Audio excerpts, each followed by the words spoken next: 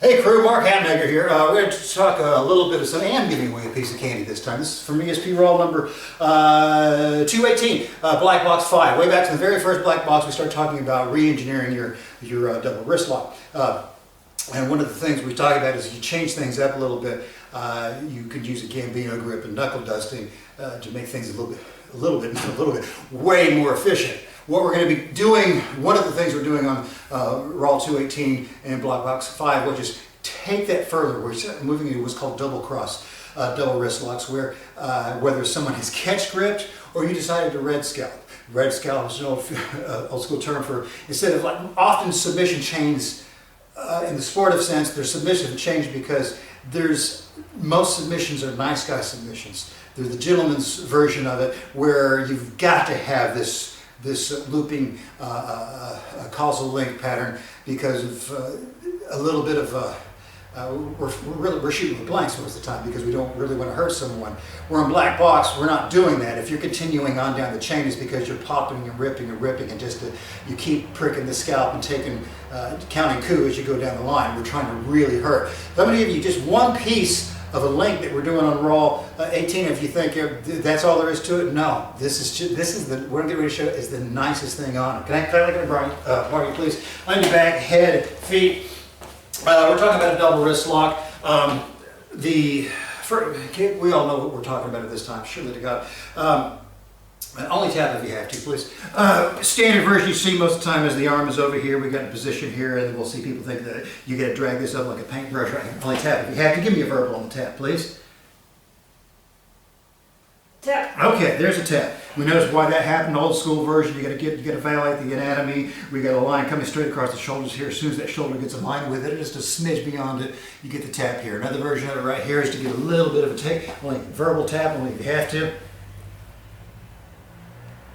Okay, the other version there is where you're taking that thumb back behind it, you're making them scratch their own back. There's nothing wrong with these. They're still sportive versions. Another version of them is where you'll see actually a hand on the hand and making the twist. Same thing, only tap if you have to. Tap. Okay, again, it still requires you taking that elbow back, and the theory behind that one meaning you're going to have a triple snap. You take some wrist, elbow, you're going to take the shoulder. Thing is, all of those are predicated on the fact that you've got to get that arm to the far side, correct? Now, if you're fighting someone who's worth their salt, and chances are you are in this day and age, or if you get to touch human beings anymore in a pandemic age, they're going to be in a good safety position, which means near arm is up, ready to block against this knee. They're actually be over there on their side. This elbow is going to be towards me, and this hand's going to be across to block my knee. Or as you see, if we put her in the back so we can see, block my knee slice if I'm coming across for a mount, whatever. So they're going to be kind of in this open T-Rex position. Or if you were doing a Philly roll in boxing, you would have to be laying down while you did it. And that's what we always think of this. We think of this as the ground version of Philly roll. Philly shell. Since you're often going to see that, this is ideal for how you want to set up your double wrist lock. What if I were to tell you you can get your double wrist lock, that you can get your tap before you say, this is her zippers or center line here. What if I tell you just past the center line is where the tap's going to be?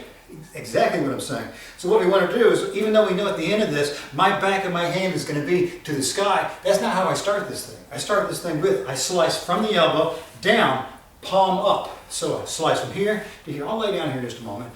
From here to here. Got that? So as I'm moving from here, as I'm coming out that direction, then I'm going to a palm up position.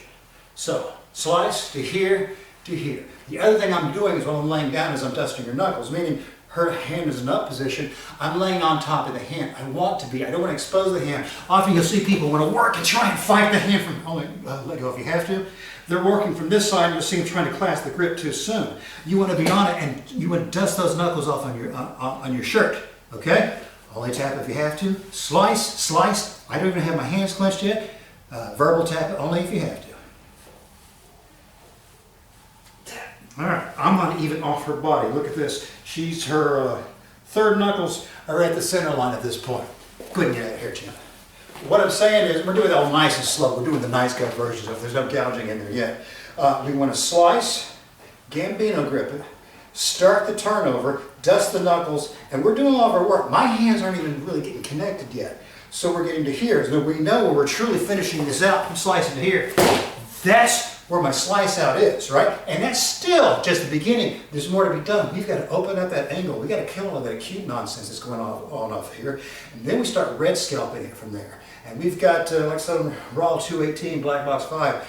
I mean, there's far more details just in that opening step we've just done there.